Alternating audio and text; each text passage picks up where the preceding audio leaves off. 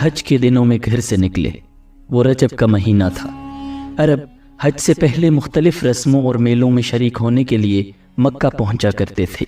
چنانچہ اس سال بھی آپ صلی اللہ علیہ وسلم مختلف قبیلوں سے ملنے کے لیے نکلے تھے۔ آپ صلی اللہ علیہ وسلم عقبہ کے مقام پر پہنچے۔ ناظرین، عقبہ ایک گھاٹی کا نام ہے جس جگہ شیطانوں کو کنکریاں ماری جاتی ہیں۔ یہ گھاٹی ادا کے مقام پر ہے۔ مکہ سے مینا کی طرف جائیں تو یہ مقام بائیں ہاتھ پر آتا ہے۔ اب اس جگہ ایک مسجد ہے۔ وہاں آپ صلی اللہ علیہ وسلم کی ملاقات مدینہ کے قبیلے خزرج کی ایک جماعت سے ہوئی۔ اوس اور خزرج مدینہ منورہ کے مشہور قبیلے تھے۔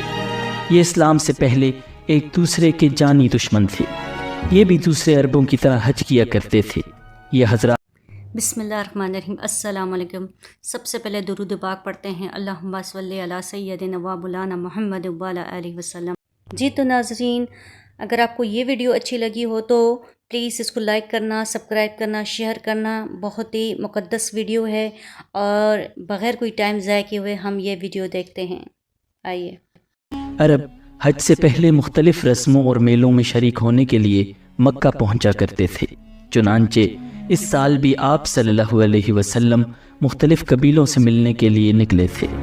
آپ صلی اللہ علیہ وسلم عقبہ کے مقام پر پہنچے۔ ناظرین، عقبہ ایک گھاٹی کا نام ہے جس جگہ شیطانوں کو کنکریاں ماری جاتی ہیں۔ یہ گھاٹی ادا کے مقام پر ہے۔ مکہ سے مینا کی طرف جائیں تو یہ مقام بائیں ہاتھ پر آتا ہے۔ اب اس جگہ ایک مسجد ہے۔ وہاں آپ صلی اللہ علیہ وسلم کی ملاقات مدینہ کے قبیلے خزرج کی ایک جماعت سے ہوئی۔ اوس اور خزرج مدینہ منورہ کے مشہور قبیلے تھے۔ یہ اسلام سے پہلے ایک دوسرے کے جانی دشمن تھے۔ یہ بھی دوسرے عربوں کی طرح حج کیا کرتے تھے۔ یہ حضرات تعداد میں کل 6 تھے۔ ایک روایت کے مطابق ان کی تعداد 8 تھی۔ ناظرین، آپ صلی اللہ علیہ وسلم نے انہیں دیکھا تو ان کے قریب تشریف لے گئے۔ ان سے فرمایا، میں آپ سے کچھ کہنا چاہتا ہوں۔ وہ بولے، ضرور کہیں۔ فرمایا، بہتر ہوگا کہ ہم لوگ بیٹھ جائیں۔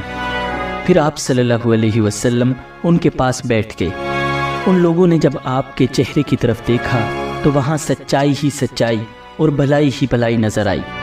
ایسے میں آپ صلی اللہ علیہ وسلم نے ارشاد فرمایا، میں آپ لوگوں کو اللہ کی طرف دعوت دیتا ہوں، میں اللہ کا رسول ہوں۔ یہ سنتے ہی انہوں نے کہا، اللہ کی قسم، آپ کے بارے میں ہمیں معلوم ہے۔ یہودی ایک نبی کی خبر ہمیں دیتے رہے ہیں اور ہمیں اس سے ڈراتے رہے ہیں، یعنی وہ کہتے رہے ہیں کہ ایک نبی ظاہر ہونے والے ہیں، آپ ضرور وہی ہیں، کہیں ایسا نہ ہو کہ ہم سے پہلے وہ آپ کی پیروی اختیار کر لیں۔ ناظرین، اصل میں بات یہ تھی کہ جب بھی یہودیوں اور مدینے کے لوگوں میں کوئی لڑائی جھگڑا ہوتا تو یہودی ان سے کہا کرتے تھے، بہت جلد ایک نبی کا ظہور ہونے والا ہے، ان کا زمانہ نزدیک آ چکا ہے، ہم اس نبی کی پیروی کریں گے اور ان کے جھنڈے تلے اس طرح تمہارا قتل عام کریں گے جیسے قوم عاد اور قوم ارم کا ہوا تھا۔ ان کا مطلب یہ تھا کہ ہم تمہیں نیست و نابود کر دیں گے۔ اسی بنیاد پر مدینے کے لوگوں کو آپ صلی اللہ علیہ وسلم کے ظہور کے بارے میں معلوم تھا، اور اسی بنیاد پر انہوں نے فوراً آپ صلی اللہ علیہ وسلم کی بات مان لی۔ آپ صلی اللہ علیہ وسلم کی تصدیق کی اور مسلمان ہو گئے۔ ناظرین، پے در پے ناکامیوں کے بعد یہ بہت زبردست کامیابی تھی، اور پھر یہ کامیابی تاریخی اعتبار سے بھی بہت بڑی ثابت ہوئی۔ اس بیعت نے تاریخ کے دھارے کو موڑ کر رکھ دیا۔ گویا اللہ تعالیٰ نے ان کے ذریعے ایک زبردست خیر کا ارادہ فرمایا تھا۔ اسلام قبول کرتے ہی انہوں نے عرض کیا، ہم اپنی قوم اوس اور خزرج کو اس حالت میں چھوڑ کر آئے ہیں کہ ان کے درمیان زبردست جنگ جاری ہے، اس لیے اگر اللہ تعالیٰ آپ کے ذریعے ان سب کو ایک کر دے تو یہ بہت ہی اچھی بات ہوگی۔ ناظرین، اوس اور خزرج 2 سگے بھائیوں کی اولاد تھے، پھر ان میں دشمنی ہو گئی۔ لڑائیوں نے اس قدر طول کھینچا کہ 120 سال تک وہ نسل در نسل لڑتے رہے، قتل پر قتل ہوئے۔ اس وقت انہوں نے اپنی دشمنی کی طرف اشارہ کیا تھا، لہٰذا انہوں نے کہا، ہم اوس اور اپنے قبیلے کے دوسرے لوگوں کو بھی اسلام کی دعوت دیں گے، ہو سکتا ہے اللہ تعالیٰ آپ کے نام پر انہیں ایک کر دے۔ اگر آپ کی وجہ سے وہ ایک ہو گئے، ان کا کلمہ ایک ہو گیا، تو پھر آپ سے زیادہ قابل عزت اور عزیز کون ہوگا؟ نبی اکرم صلی اللہ علیہ وسلم نے ان کی بات کو پسند فرمایا۔ پھر یہ حضرات حج کے بعد مدینہ منورہ پہنچے۔ اگلے سال قبیلہ خزرج کے 10 اور قبیلہ اوس کے 2 آدمی مکہ آئے۔ ان میں سے 5 وہ تھے جو پچھلے سال عقبہ میں آپ صلی اللہ علیہ وسلم سے مل کر گئے تھے۔ ان لوگوں سے بھی آپ صلی اللہ علیہ وسلم نے بیعت لی۔ آپ صلی اللہ علیہ وسلم نے ان کے سامنے سورۃ النساء کی آیات تلاوت فرمائیں۔ بیعت کے بعد جب یہ لوگ واپس مدینہ منورہ جانے لگے تو آپ صلی اللہ علیہ وسلم نے ان کے ساتھ حضرت عبداللہ ابن ام مکتوم رضی اللہ تعالیٰ عنہ کو بھیجا۔ آپ صلی اللہ علیہ وسلم نے حضرت ابو مصعب بن عمیر رضی اللہ تعالیٰ عنہ کو بھی ان کے ساتھ بھیجا تاکہ وہ نئے مسلمانوں کو دین سکھائیں، قرآن کی تعلیم دیں۔ ناظرین، انہیں قاری کہا جاتا ہے۔ یہ مسلمانوں میں سب سے پہلے آدمی ہیں جنہیں قاری کہا گیا۔ حضرت مصعب بن عمیر رضی اللہ تعالیٰ عنہ نے وہاں کے مسلمانوں کو نماز پڑھانا شروع کی۔ سب سے پہلا جمعہ بھی انہوں نے ہی پڑھایا۔ جمعہ کی نماز اگرچہ مکہ میں فرض ہو چکی تھی، لیکن وہاں مشرکین کی وجہ سے مسلمان جمعہ کی نماز ادا نہیں کر سکتے تھے۔ سب سے پہلا جمعہ پڑھنے والوں کی تعداد 40 تھی۔ ناظرین، حضرت مصعب بن عمیر رضی اللہ تعالیٰ عنہ نے مدینہ منورہ میں دین کی تبلیغ شروع کی تو حضرت سعد بن معاذ اور ان کے چچا زاد بھائی حضرت اسید بن حذیر رضی اللہ تعالیٰ عنہ ان کے ہاتھ پر مسلمان ہو گئے۔ ان کے اسلام لانے کے بعد مدینہ میں اسلام اور تیزی سے پھیلنے لگا۔ اس کے بعد حضرت مصعب بن عمیر رضی اللہ تعالیٰ عنہ حج کے دنوں میں واپس مکہ پہنچے۔ مدینہ منورہ میں اسلام کی کامیابیوں کی خبر سن کر آپ صلی اللہ علیہ وسلم بہت خوش ہوئے۔ مدینہ منورہ میں جو لوگ اسلام لا چکے تھے، ان میں سے جو حج کرنے کے لیے آئے تھے، انہوں نے فارغ ہونے کے بعد منا میں رات کے وقت آپ صلی اللہ علیہ وسلم سے ملاقات کی۔ جگہ اور وقت پہلے ہی طے کر لیا گیا تھا۔ ان لوگوں کے ساتھ چونکہ مدینہ سے مشرک لوگ بھی آئے ہوئے تھے اور ان سے اس ملاقات کو پوشیدہ رکھنا تھا، اس لیے یہ ملاقات رات کے وقت ہوئی۔ یہ حضرات کل 73 مرد اور 2 عورتیں تھیں۔ ملاقات کی جگہ عقبہ کی گھاٹی تھی۔ وہاں ایک 2 کر کے جمع ہو گئے۔ اس مجمع میں 11 آدمی قبیلہ اوس کے تھے۔ پھر آپ صلی اللہ علیہ وسلم تشریف لائے۔ آپ صلی اللہ علیہ وسلم کے چچا حضرت عباس بن عبد المطلب رضی اللہ تعالیٰ عنہ بھی ساتھ تھے۔ ان کے علاوہ آپ صلی اللہ علیہ وسلم کے ساتھ کوئی نہیں تھا۔ حضرت عباس رضی اللہ تعالیٰ عنہ بھی اس وقت تک مسلمان نہیں ہوئے تھے۔ اس وقت آپ صلی اللہ علیہ وسلم گویا اپنے چچا کے ساتھ آئے تھے تاکہ اس معاملہ کو خود دیکھیں۔ ناظرین، ایک روایت کے مطابق اس موقع پر حضرت ابو بکر صدیق رضی اللہ تعالیٰ عنہ اور حضرت علی رضی اللہ تعالیٰ عنہ بھی ساتھ آئے تھے۔ سب سے پہلے حضرت عباس رضی اللہ تعالیٰ عنہ نے ان کے سامنے تقریر کی۔ انہوں نے کہا، تم لوگ جو عہد و پیمان ان سے کرو اس کو ہر حال میں پورا کرنا۔ اگر پورا نہ کر سکو تو بہتر ہے کہ کوئی عہد و پیمان نہ کرو۔ اس پر ان حضرات نے وفاداری نبھانے کے وعدے کیے۔ تب نبی اکرم صلی اللہ علیہ وسلم نے ان سے ارشاد فرمایا، تم ایک اللہ کی عبادت کرو اور اس کے ساتھ کسی کو شریک نہ ٹھہراؤ۔ اپنی ذات کی حد تک یہ کہتا ہوں کہ میری حمایت کرو اور میری حفاظت کرو۔ اس موقع پر ایک انصاری بولے، اگر ہم ایسا کریں تو ہمیں کیا ملے گا؟ آپ صلی اللہ علیہ وسلم نے ارشاد فرمایا، اس کے بدلے تمہیں جنت ملے گی۔ اب وہ سب بول اٹھے، یہ نفع کا سودا ہے، ہم اسے ختم نہیں کریں گے۔ اب ان سب نے نبی اکرم صلی اللہ علیہ وسلم سے بیعت کی، حضور صلی اللہ علیہ وسلم کی حفاظت کا وعدہ کیا۔ حضرت برا بن معرور رضی اللہ تعالیٰ عنہ نے فرمایا، ہم ہر حال میں آپ صلی اللہ علیہ وسلم کا ساتھ دیں گے اور آپ صلی اللہ علیہ وسلم کی حفاظت کریں گے۔ حضرت برا بن معرور رضی اللہ تعالیٰ عنہ یہ الفاظ کہہ رہے تھے کہ ابو الحیثم رضی اللہ تعالیٰ عنہ بول اٹھے، چاہے ہم پیسے کو محتاج ہو جائیں اور چاہے ہمیں قتل کر دیا جائے، ہم ہر قیمت پر آپ صلی اللہ علیہ وسلم کا ساتھ دیں گے۔ اس وقت حضرت عباس رضی اللہ تعالیٰ عنہ بولے، ذرا آہستہ آواز میں بات کرو، کہیں مشرک آواز نہ سن لیں۔ اس موقع پر ابو الحیثم رضی اللہ تعالیٰ عنہ نے عرض کیا، اے اللہ کے رسول صلی اللہ علیہ وسلم، ہمارے اور یہودیوں کے درمیان کچھ معاہدے ہیں، اب ہم ان کو توڑ رہے ہیں۔ ایسا تو نہیں ہوگا کہ آپ صلی اللہ علیہ وسلم ہمیں چھوڑ کر مکہ آ جائیں؟ یہ سن کر آپ صلی اللہ علیہ وسلم مسکرائے اور فرمایا، نہیں، بلکہ میرا خون اور تمہارا خون ایک ہے۔ جس سے تم جنگ کرو گے اس سے میں جنگ کروں گا، جسے تم پناہ دو گے اسے میں پناہ دوں گا۔ پھر آپ صلی اللہ علیہ وسلم نے ان سے 12 آدمی الگ کیے، یہ 9 خزرج میں سے اور 3 اوس میں سے تھے۔ آپ نے ان سے فرمایا، تم میرے جانثار ہو، میرے نقیب ہو۔ ناظرین، ان 12 حضرات میں ہر ایک اپنے اپنے قبیلے کا نمائندہ تھا۔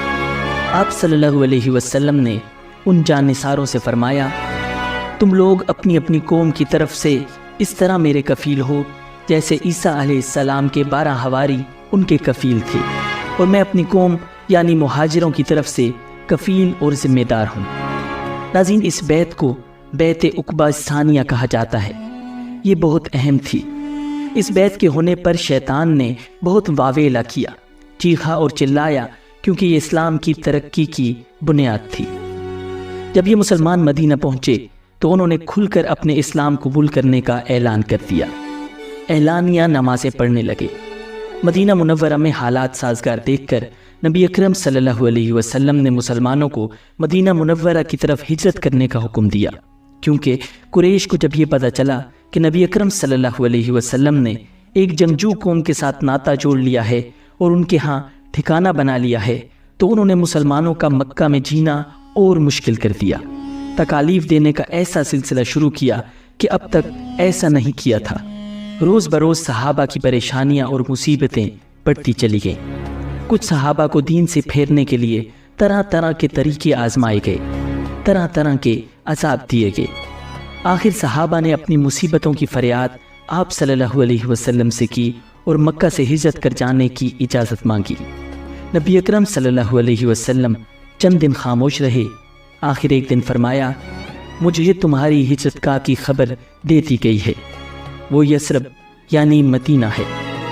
اور اس کے بعد حضور نبی اکرم صلی اللہ علیہ وسلم نے انہیں ہجرت کرنے کی اجازت دے دی۔ اس اجازت کے بعد صحابہ کرام ایک ایک دو دو کر کے چھپ چھپا کر جانے لگے۔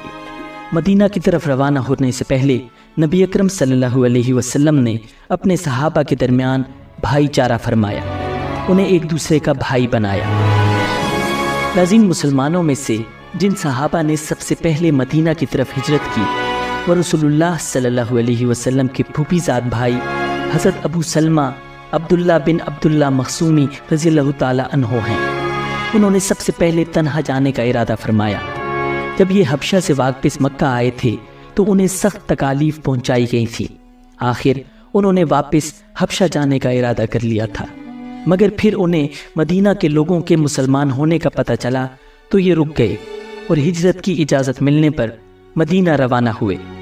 مکہ سے روانہ ہوتے وقت یہ اپنے اونٹ پر سوار ہوئے اور اپنی بیوی ام سلمہ رضی اللہ تعالی عنہا اور اپنے دودھ پیتے بچے کو بھی ساتھ سوار کر لیا۔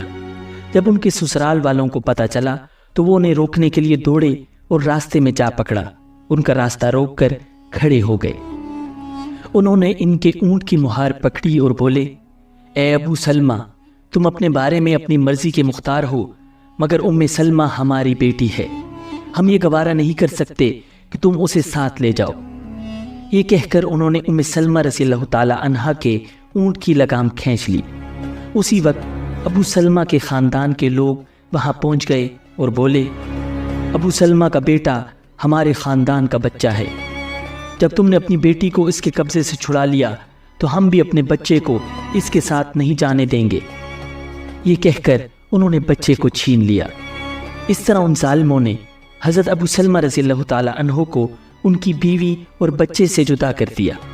ابو سلمہ رضی اللہ تعالی عنہ تنہا مدینہ منورہ پہنچے۔ ناظرین، ام سلمہ رضی اللہ تعالی عنہا شوہر اور بچے کی جدائی کے غم میں روزانہ صبح سویرے مکہ سے باہر مدینہ منورہ کی طرف جانے والے راستے میں جا کر بیٹھ جاتی اور روتی رہتی۔ ایک دن ان کا ایک رشتہ دار ادھر سے گزرا، اس نے انہیں روتے دیکھا تو ترس آ گیا۔ وہ اپنی قوم کے لوگوں کے پاس گیا اور ان سے بولا، تمہیں اس غریب پر رحم نہیں آتا؟ اسے اس کے شوہر اور بچے سے جدا کر دیا، کچھ تو خیال کرو۔ آخر ان کے دل پسیج گئے۔ انہوں نے ام سلمہ رضی اللہ تعالی عنہ کو جانے کی اجازت دے دی۔ یہ خبر سن کر ابو سلمہ رضی اللہ تعالی عنہ کے رشتہ داروں نے بچہ ام سلمہ رضی اللہ تعالی عنہ کو دے دیا اور انہیں اجازت دے دی کہ بچے کو لے کر مدینہ چلی جائیں۔ اس طرح انہوں نے مدینہ کی طرف تنہا سفر شروع کیا۔ راستے میں حضرت عثمان بن طلحہ رضی اللہ تعالی عنہ ملے، یہ اس وقت مسلمان نہیں ہوئے تھے، کعبہ کے چابی بردار تھے۔ یہ صلح حدیبیہ کے موقع پر مسلمان ہوئے تھے۔ یہ ان کی حفاظت کی غرض سے ان کے اونٹ کے ساتھ ساتھ چلتے رہے، یہاں تک کہ انہیں قباء میں پہنچا دیا۔ پھر حضرت عثمان بن طلحہ رضی اللہ تعالی عنہ یہ کہتے ہوئے رخصت ہو گئے کہ تمہارے شوہر یہاں موجود ہیں۔ اس طرح ام سلمہ رضی اللہ تعالی عنہ مدینہ پہنچی۔ ناظرین، آپ پہلی مہاجر خاتون ہیں جو شوہر کے بغیر مدینہ آئی۔ حضرت عثمان بن طلحہ رضی اللہ تعالی عنہ نے انہیں مدینہ پہنچا کر جو عظیم احسان کیا تھا، اس کی بنیاد پر وہ کہا کرتی تھیں، میں نے عثمان بن طلحہ سے زیادہ نیک اور شریف کسی کو نہیں پایا۔ ناظرین، اس کے بعد مکہ سے مسلمانوں کی مدینہ آمد شروع ہو گئی۔ صحابہ کرام رضی اللہ تعالی عنہم ایک کے بعد ایک آتے رہے۔ انصاری مسلمان انہیں اپنے گھروں میں ٹھہراتے، ان کی ضروریات کا خیال رکھتے۔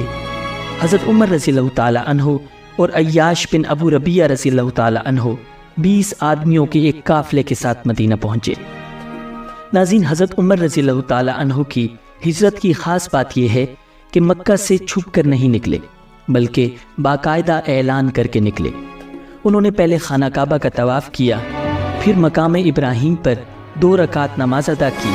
اس کے بعد مشرکین سے بولے، جو شخص اپنے بچوں کو یتیم کرنا چاہتا ہے، اپنی بیوی کو بیوہ کرنا چاہتا ہے، یا اپنی ماں کی گود ویران کرنا چاہتا ہے، وہ مجھے جانے سے روک کر دکھائے۔ ان کا یہ اعلان سن کر سارے قریش کو سانپ سونگھ گیا، کسی نے ان کا پیچھا کرنے کی جرت نہ کی۔ وہ بڑے وقار سے ان سب کے سامنے روانہ ہوئے۔ ناظرین، حضرت ابوبکر صدیق رضی اللہ تعالی عنہ بھی ہجرت کی تیاری کر رہے تھے۔ ہجرت سے پہلے وہ آرزو کیا کرتے تھے کہ نبی اکرم صلی اللہ علیہ وسلم کے ساتھ وہ ہجرت کریں۔ وہ روانگی کی تیاری کر چکے تھے۔ ایک دن نبی اکرم صلی اللہ علیہ وسلم نے ان سے فرمایا، ابو بکر جلدی نہ کرو، امید ہے مجھے بھی اجازت ملنے والی ہے۔ چنانچہ حضرت ابو بکر رضی اللہ تعالی عنہ رک گئے۔ انہوں نے ہجرت کے لیے 2 اونٹنیاں تیار کر رکھی تھی۔ انہوں نے ان دونوں کو 800 درہم میں خریدا تھا اور انہیں 4 ماہ سے کھلا پلا رہے تھے۔ مشرکین نے جب یہ دیکھا کہ مسلمان ہجرت کرتے جا رہے ہیں اور مدینہ کے رہنے والے بڑے جنگجو ہیں، وہاں مسلمان روز بروز طاقت پکڑتے چلے جائیں گے، تو انہیں خوف محسوس ہوا کہ اللہ کے رسول بھی کہیں مدینہ نہ چلے جائیں اور وہاں انصار کے ساتھ مل کر ہمارے خلاف جنگ کی تیاری نہ کرنے لگیں۔ تو وہ سب جمع ہوئے اور سوچنے لگے کہ کیا قدم اٹھائیں۔ یہ قریش دار الندوہ میں جمع ہوئے تھے۔ دار الندوہ ان کے مشورہ کرنے کی جگہ تھی۔ یہ پہلا پختہ مکان تھا جو مکہ میں تعمیر ہوا۔ قریش کے اس مشورے میں شیطان بھی شریک ہوا۔ وہ انسانی شکل میں آیا تھا اور ایک بوڑھے کے روپ میں تھا۔ وہ دروازے پہ آ کر ٹھہر گیا۔ اسے دیکھ کر لوگوں نے پوچھا، آپ کون بزرگ ہیں؟ اس نے کہا، میں نجد کا سردار ہوں۔ آپ لوگ جس غرض سے یہاں جمع ہوئے ہیں، میں بھی اسی کے بارے میں سن کر آیا ہوں، تاکہ لوگوں کی باتیں سنوں اور ہو سکے تو کوئی مفید مشورہ بھی دوں۔ ناظرین، اس پر قریشیوں نے اسے اندر بلا لیا۔ اب انہوں نے مشورہ شروع کیا۔ ان میں سے کوئی بولا، اس شخص کا معاملہ تم دیکھ ہی چکے ہو۔ اللہ کی قسم، اب ہر وقت اس بات کا خطرہ ہے کہ اپنے نئے اور اجنبی مددگاروں کے ساتھ مل کر ہم پر حملہ کرے، لہٰذا مشورہ کر کے اس کے بارے میں کوئی ایک بات طے کر لو۔ وہاں موجود ایک شخص ابو البختری بن ہشام نے کہا، اسے بیڑیاں پہنا کر ایک کوٹری میں بند کر دو اور اس کے بعد کچھ عرصہ تک انتظار کرو تاکہ اس کی بھی وہی حالت ہو جائے جو اس جیسے شاعروں کی ہو چکی ہے، اور یہ بھی انہی کی طرح موت کا شکار ہو جائے۔ اس پر شیطان نے کہا، ہرگز نہیں، یہ رائے بالکل غلط ہے۔ یہ خبر اس کے ساتھیوں تک پہنچ جائے گی، وہ تم پر حملہ کر دیں گے اور اپنے ساتھی کو نکال کر لے جائیں گے۔ اس وقت تمہیں پچھتانا پڑے گا۔ لہٰذا کوئی اور ترکیب سوچو۔